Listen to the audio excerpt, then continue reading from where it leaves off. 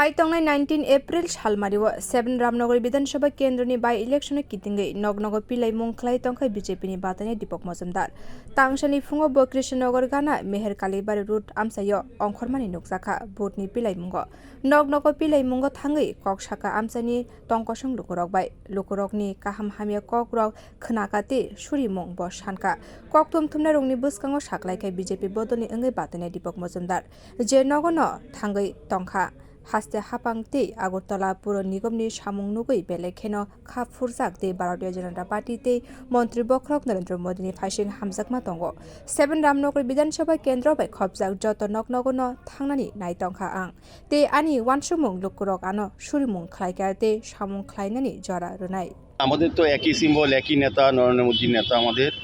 doctor মানিক শাহ আমাদের এই রাজ্যের নেতা এবং আমাদের একটাই সিম্বল পদ্মফুল বিপ্লব কুমার দেবকে পদ্মফুল দেওয়ার আহ্বান রাখছি আমরা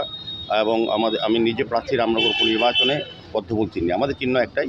কিন্তু এই রামনগর এলাকার মানুষ বিভ্রান্ত হচ্ছে সিপিএম এবং কংগ্রেস তারা একজনকে বলছে কাস্তায় ভোট দিতে আরেকজনকে বলছে হাত চিহ্নে ভোট দিতে মানুষ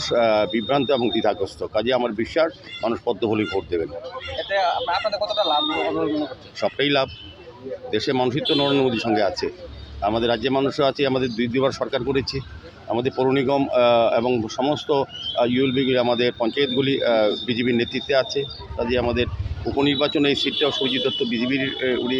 বিধায়ক ছিলেন